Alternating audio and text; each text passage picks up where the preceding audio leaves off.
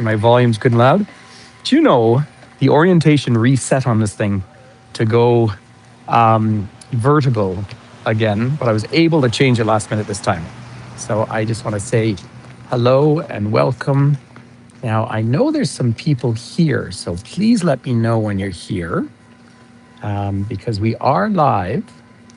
We've been live for about 30 seconds. And if for some reason this doesn't, I don't have any reason why this wouldn't connect, but I'm surprised because I saw there were people waiting to come on board here.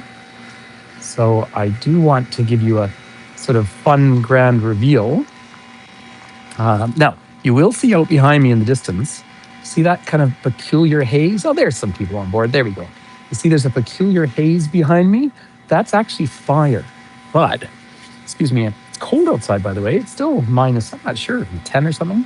But that is fire in the distance back there. Now, why is there fire in the distance? Oh, because it's a prescribed burn. This is all the fire mitigation we've been working on all through our mountains ever since, of course, the horrendous events up there in beautiful Jasper a couple of years ago.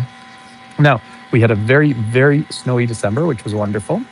And then, sorry, I'm just trying to see. Still not seeing any messages, but I saw there's a like. So what I'll do, if this just for some reason doesn't load properly for whatever reason, because we know that happens, then I will switch over to Facebook. But the prescribed burns are actually clearing trees around all our communities. So around Canmore here, around Banff, and very much around Lake Louise as well. So the whole purpose of that is to stop, of course, our communities burning down. So that noted, I did say I wanted to come and do an edition about the Olympics there. There's some highs. Hi there, everyone. Nice to see you.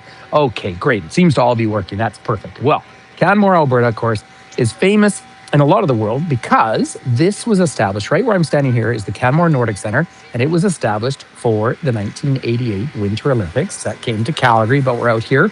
And let me show you here. I'm going to frame it properly, which is just kind of fun here, but let me just take a picture for you. There we go. Hi. Those are the Olympic rings that they put up. So that's from the Calgary 88 emblem. So, and the Olympics were fantastic, of course. I remember going to lots of live events, which is a lovely thing to do. Isn't it nice? Yeah. So the depiction of the Calgary 1988 emblem and the Olympic rings above. So just lovely to see. And so this is actually part of...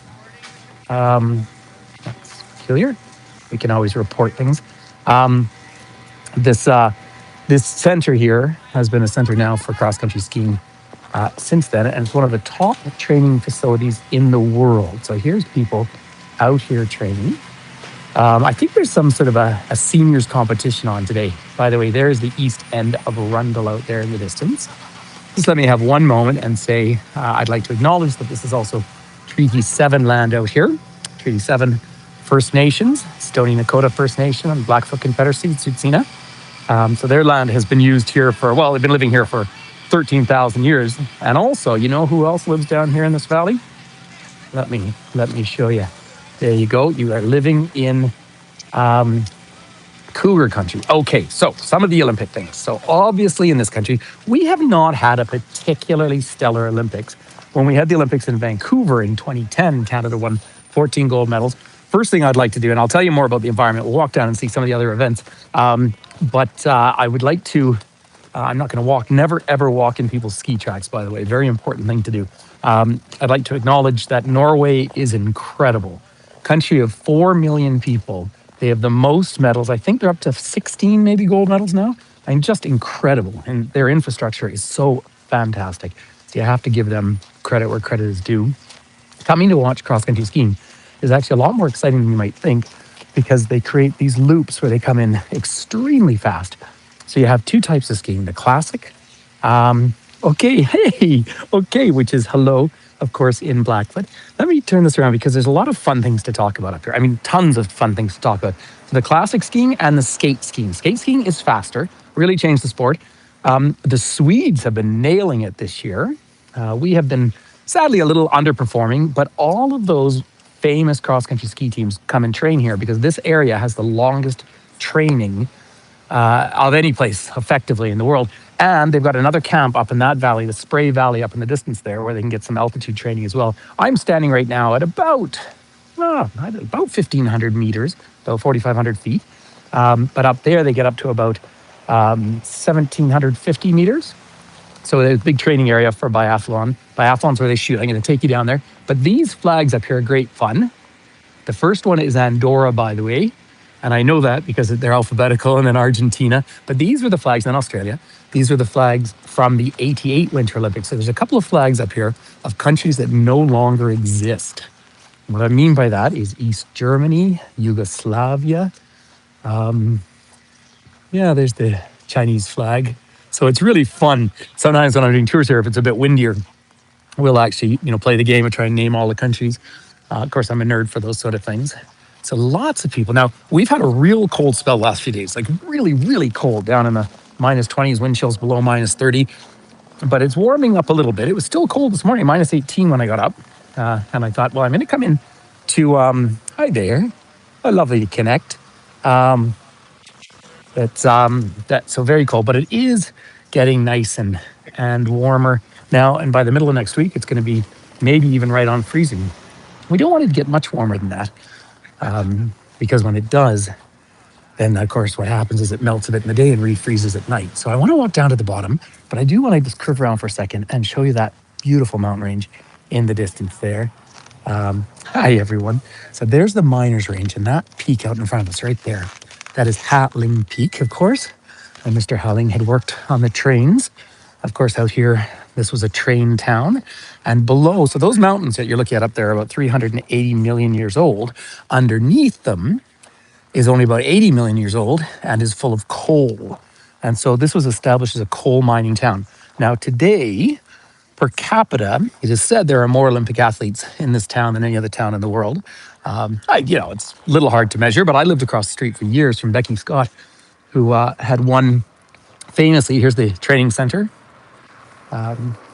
So it's lovely to watch these sports. And this Nordic is just such good exercise. But I'll just tell you quickly the story. Some of you know it, but Becky Scott, back in the Olympics that they had in Salt Lake City 2002, won the bronze medal.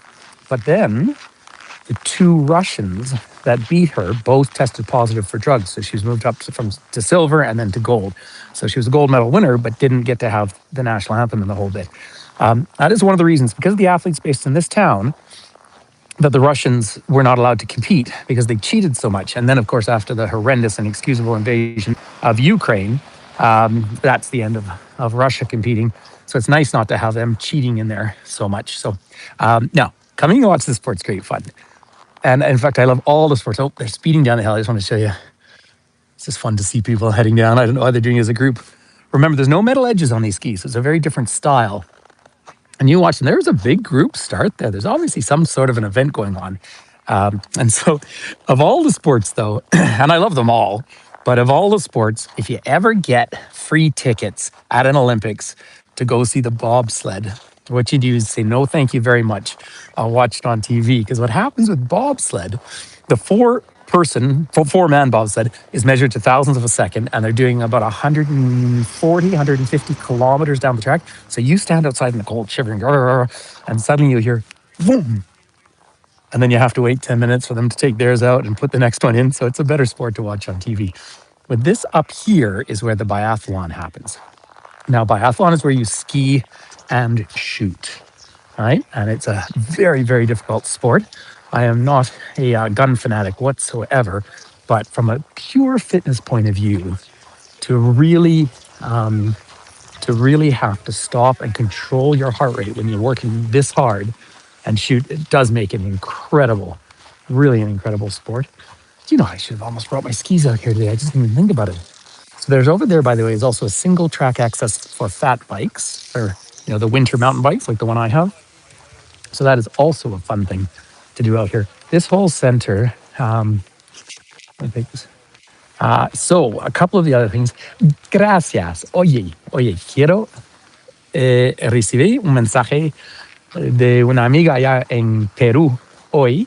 Today happens to be International Tour Guide Day. I genuinely didn't know. I know I have been congratulated before on that. So thank you for the message. And yes, so I will make a point of leaving messages for all my tour guide friends around the world. And so, yeah, today is the day of the International Tour Guides. So how much fun is that? So it's a nice day. And that's not the reason I did the tour today. I just felt like I hadn't done one. It's finally warmed up a bit. So yes, coming back to the hockey here, I'll give you the skiing as we're going along here. Coming back to the hockey, the Canadian women tragically lost in overtime. They really played well. So they had the silver medal. So that is just one of those unfortunate things that happened. But yes, tomorrow morning it will be 6 a.m. or 6:10 or something a.m. my time. And Canada and the US are playing for the gold medal. And it's a real replay because it's been, I think, 16 years since the NHL players have played in the Olympics. So finally, they paused the NHL to play. The Canadian team on paper is the best team assembled, but boy, oh boy, they had to fight hard. I mean, really hard to get past the Czech Republic. And then against Finns. Now, I think teams always play a little bit harder against us anyway, because obviously hockey comes from this country and we live and breathe it. In fact, it's part of the reason I think, if I'm making excuses, that we don't do quite as well in some of the other sports because there's such a focus on ice hockey. However, you got to decide for yourself as a Canadian. In Banff, Melissa's, Melissa's, which is one of our restaurant bars, will open at 6 a.m. tomorrow. I've got a special dispensation to serve alcohol. So I'll see if I get up and go down and have a 6 a.m. beer and watch the hockey game. Now, obviously, the last time when they had the Vancouver Olympics, Sidney Crosby scored in overtime to win. So it's just so exciting. And now it's exciting again, although it's going to be a tense game, I tell you. Yeah, we were all cheering yesterday for Slovakia, but that didn't happen. Just point out the mountains in the distance as well. That is Mount Lady MacDonald, named for Agnes MacDonald, who was the second wife of the first Prime Minister of Canada. Yes, that famous miracle on ice in 1980. In fact, when the Americans played in Vancouver, they wore the jerseys from that time.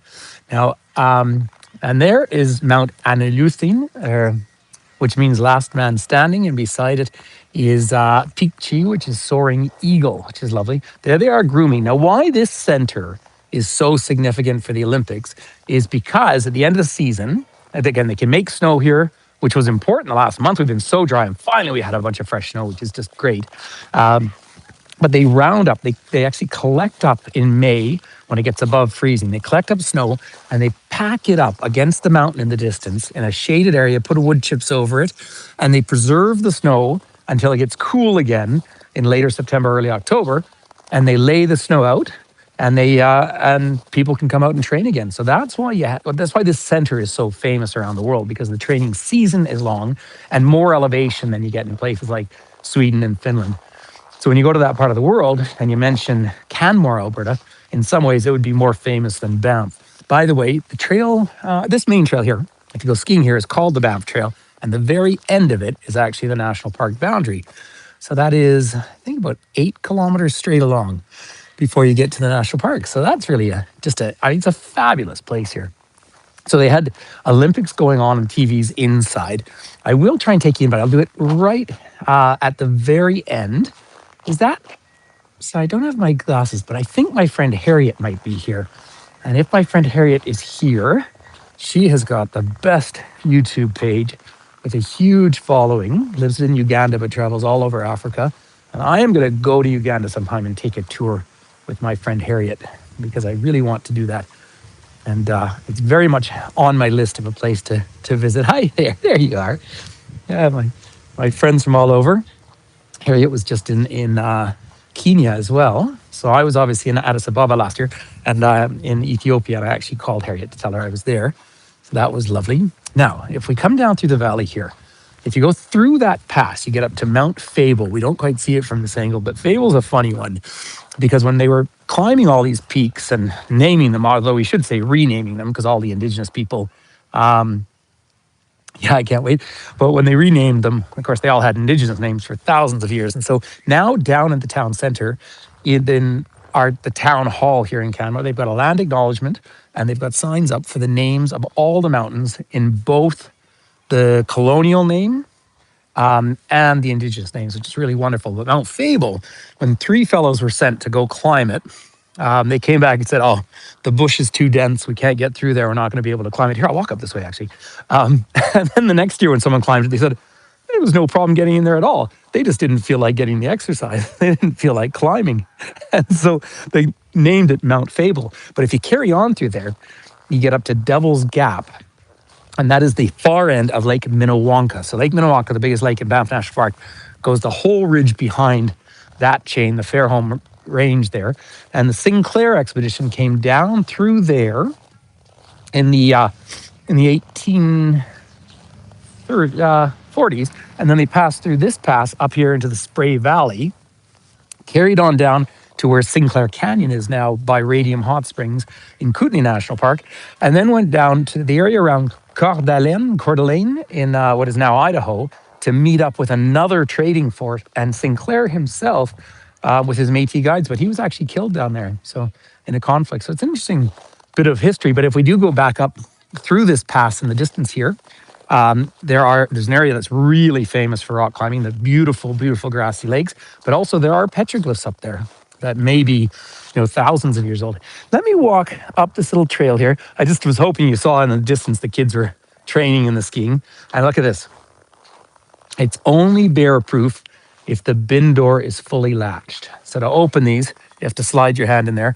Obviously, the bears are sound asleep, but when we got so warm a couple of weeks ago, I actually thought we might see a bear. They often wake up about the 3rd week of March. And of course, we're moving into the final week of February now. So that's fun in its own right. But I'll take you up. Now, there's not windy at all. We do have, yesterday was just a spectacular blue sky. If you follow on my Facebook, you will see that indeed I do have, good question, Harry. I do have a new car, which was a very spooky thing to spend that much money on a car, but it is a 7-seater Honda Pilot. I brought my old car in here today because I don't want to rack up kilometers. So Harriet, of course, it's so different from my friends in Central Africa. So winter starts, well, one of our jokes here, Harriet, is we say June, July, winter. But really, we, by the end of September, would be dropping below freezing at night. And then we will have snow on the ground, certainly where I live in Banff, which is another 20 kilometers west of here. There'll be snow, like little bits of snow around right to the end of May. And some years, most years, there's still some ice on Lake Louise until June. So then it all melts off. But when you do our statistics, we get about 3 to 4 meters of snow a year in the whole year. But it's really only July and August where you don't have, hi there, when you don't have really much snow. Although snow will fall out of the sky all 12 months of the year here. So, but we can get up in the summer, the odd time up to 30 Celsius. It's about 87 Fahrenheit. So once in a while we'll get up that warm. But hey, thank you everyone for saying congratulations on the car. Now I just have to sell my other car and then I have to get to work to pay for this new one. But I've been planning on a new car for, 6 months of winter, absolutely. But now again, today we've got haze. We've got a bit of a high cloud, chance of snow tomorrow. But also they're doing these prescribed burns, intentional forest fires to clean the area around. Because our trees, these are all lodgepole pines here. So the intentional burns are very much to create fire breaks around our communities because we build with wood, right? And that's important. But we have otherwise 330 blue sky days a year. So that makes it a whole lot easier. Also, when you don't come from this part of the world, people's engines, well, we have heated seats in our cars and we have plugs that hang out the front of the cars so you can plug your cars in. By the way, disc golf is really popular here. Thanks, Gary. Yeah, the likes are apparently really good for the distribution of the YouTube videos. So I appreciate that advice. It was actually my friend Ariette who taught me how to set all this YouTube up. So it's much appreciated. So I'll come around out here and we will see the Three Sisters in the distance. I don't know if everyone knows disc golf, but you do it with little frisbees. I've got some friends who are really serious about it too. But down in the distance there, you can see the famous Three Sisters, which define the valley. And there is the big Canadian flag. I honestly do not know why this one isn't at half mast. I don't think they can lower this one the same way. Many of you are probably aware that we had a horrible tragedy in British Columbia, I guess about 10 days ago now. Just shocking, horrible event that is a loss of life. And so the whole country is still in mourning. But up here you will see there's 3 flags in the distance there: Alberta flag, Canadian flag, and the Ukrainian flag in support of Ukraine. That car just drove right over something he shouldn't have. But here is an old Olympic cauldron right there. And that was back from the 88 games. And when they have big events on, they will light them up. So the Vasco Olympique. Now, the Olympics that they've done, I did enjoy the opening ceremonies in the Italian games. And I think they've done overall, from what I can tell, a really good job of the games. Seems to be. I have a couple of friends who live in Rome, which is not a winter environment, but northern Italy, of course, is surprisingly more winter oriented than people sometimes think. I think it really does surprise people how winter it really is up there in the Alps, of course. I mean, I think it's Livigno is just minutes from Switzerland. And I will be in beautiful Switzerland in late March. So I'm really looking forward to going back there. And I'll even be in the country of Liechtenstein, one of the smallest countries in the whole world. So that's a nice thing to be doing. So I hope to see some of the, maybe have a peek at some of the Olympic sites, cross over the border. I'm going to spend a night in Lugano, which is, there's Howling Peak, exactly. Spend a night in Lugano, which is the Italian-speaking canton. I was just there in October. Yeah, so Howling Peak right there. So Mr. Howling. So when I was a child, that was called Chinaman's Peak. So he had made a bet that he could climb that peak and come down in a day, and he did. And then they named it Chinaman's Peak. And then the Chinese community pointed out, quite rightly so, that you don't name a peak after someone's ethnicity, you name it after those who climbed it. So they took the name away. For several years, it was the peak formerly known as Chinaman's Peak. And now it's officially Hatling Peak. And beside it is Miner's Peak. And then the big massif in the middle of that range in Stony language is called Iliat. It's last man standing. Big, powerful thing. And then the valley starts to open up in the distance. Oh no, Harriet. I definitely live in the colder part of the country. Now, they've had a very, very cold winter this year in the east. I mean, really distinctly cold. But whereas we ended up with the swarm, now we had a lot more snow than normal in November. We actually had already 4 meters of snowfall, which was pretty exciting, which is good for our whole aquifers. 80% of our precipitation here falls as snow.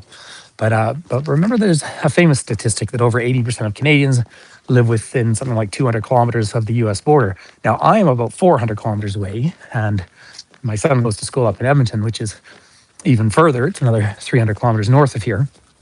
So we are, Yukon is colder, and the Northwest Territories right now is down in the minus 30s. But no, this is a very much a winter place to live. Toronto gets maybe 3 months of winter, Montreal a bit longer. My friends in Ottawa can get a good harsh winter every now and then. They can have a really fun time. Now, I'm going to try and take you all inside, okay, everyone? I will see if it works, because there's a couple of things I have to show you in here. And we can talk all about Olympics. And some people ask me why I didn't go over to Italy for these Olympics. And it's true that I have Italian friends and everything, but it's expensive, of course. But yeah, and I travel over quite a lot. I probably would have loved to be there. Oh, you're very welcome. But I didn't go out to the Vancouver Olympics, which is a real surprise, because, of course, easy drive. Yes, well, yeah, unfortunately, tragically, I've canceled all my travel to the United States, but things just have to change politically there, of course, sadly. But and we're cheering even more for our hockey teams and stuff, and we're already crazy about the sport. But I didn't go to Vancouver in the end, because here in Canmore, we just closed the whole town down for 10 days during those Olympics, and all we did was watch the Olympics, because so many of the athletes lived here and trained here. So let's go inside for a second, shall we? Here, I'll turn this around. I just want to give a little video here. So it is a nice little lodge, but what I want to show everybody is right over here. That is an Olympic gold medal from the last time they had the Olympics in Italy, in Torino in 2006. Chandra Crawford, from here in town, and she's dedicated it to the community. And she is a fabulous person. 3 kids, I believe. And she runs a foundation called Fast and Female, where they empower female athletes in countries where there's maybe a little less in the way of resources. And then come around the corner here, and from Korea, Pyeongchang, there is Brian McKeever, and there is a Paralympic gold medal. How fantastic is that? So that's some of the celebrations from a true Olympic community. There you go, Alberta World Cup over here. So we do have lots of it. It is very good of her. Oh yeah, no, she's just she's a nice person too. I've known her for years. Um, yeah, our kids are just a little younger than my son. And then just down here, I just want to show you.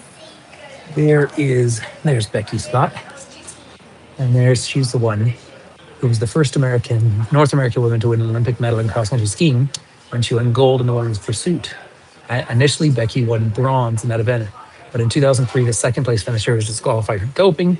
She was awarded the silver, and in 2004, the first place finisher was also found to be doping. This is why you've got to keep all the blood. And look at this. Here is a ski from Finland, 120 years old. Isn't that fantastic going up there? And I have old skis on my walls at home. And this is what it felt like way back in 1988. Just as an extra comment about the more modern Olympics, our opening ceremonies were great fun. And I know I'll be dating myself, but I actually danced in the opening ceremonies of the Calgary Olympics. I was obviously a school-aged child back then, so that was a great event.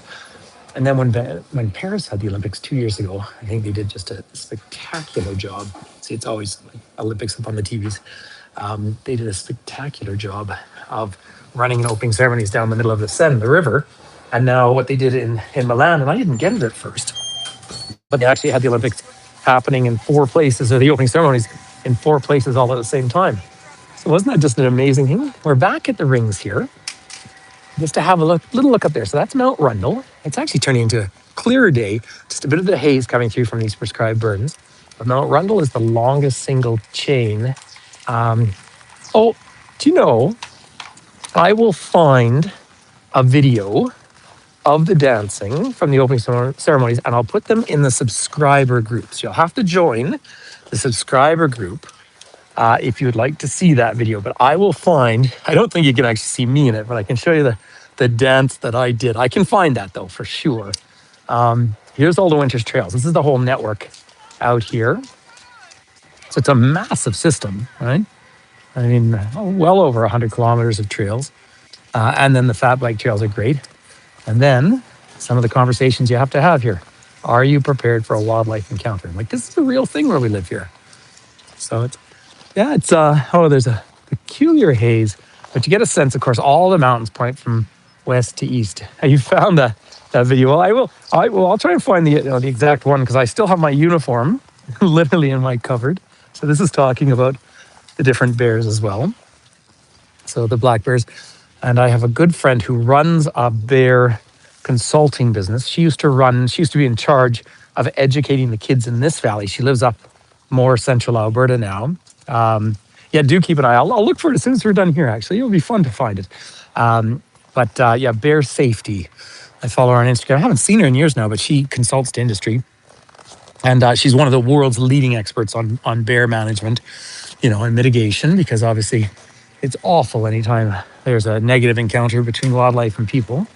And she used to go to the schools and teach all the kids how to use bear spray. So it's part of our living out here. It's so funny, like my house isn't locked, yet I carry bear spray. Now, I don't have any on me now. Oh, this is another fun thing. You see the gloves there on the bicycle? So it's fun to see that.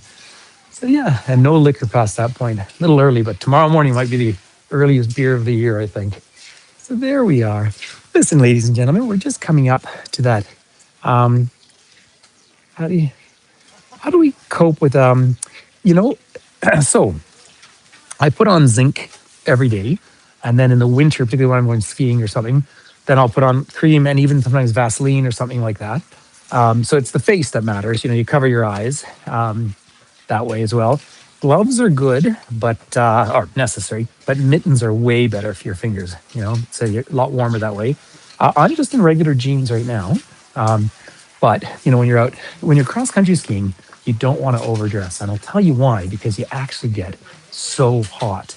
No, we don't have any lions in Canada. Up north, we have polar bears, of course, and lots of coyotes around. You're going to see this is the really fun stuff behind me. I used to do this with my little boy, too. So we're very, very active culture here. Oh, there's some guy behind me there. See, there's the gimbal.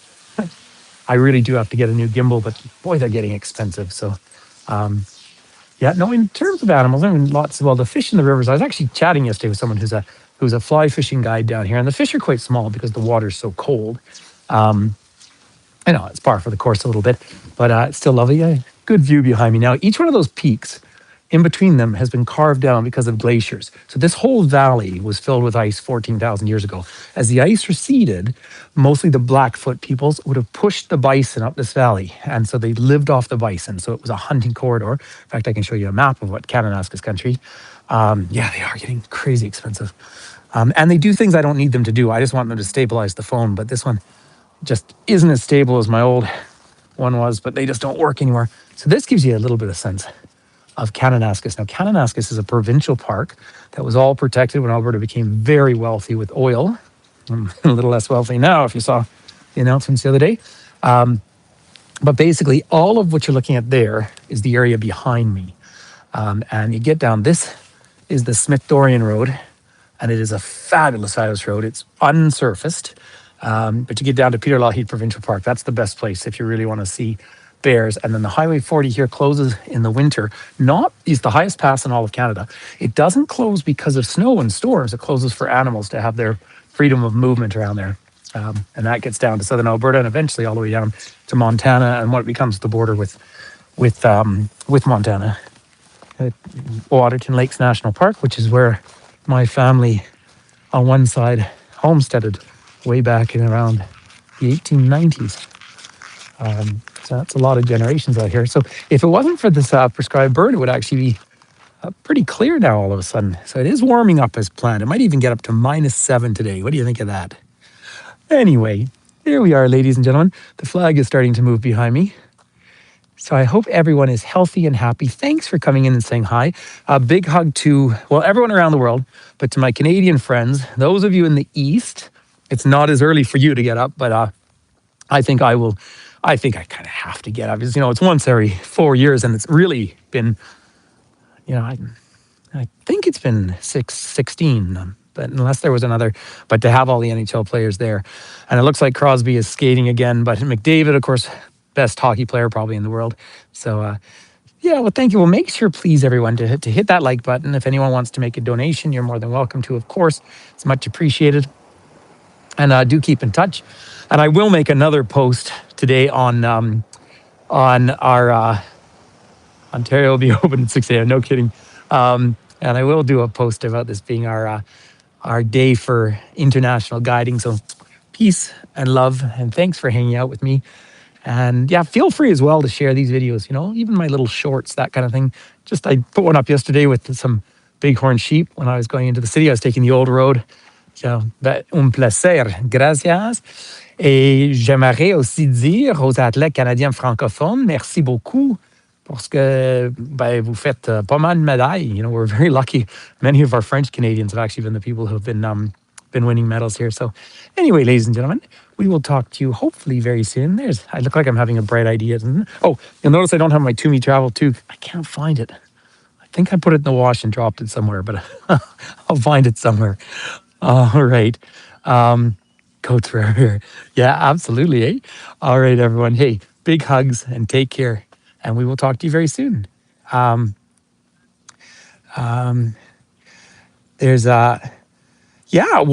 Hestia. If you feel free to send me a message through my website, tome.travel. So that would be great. Yeah, I'll be in Zurich. And then staying in Liechtenstein. So that would be great fun. Okay. Take care, everyone. All the very best, and happy Olympics and happy hockey tomorrow morning. Bye-bye.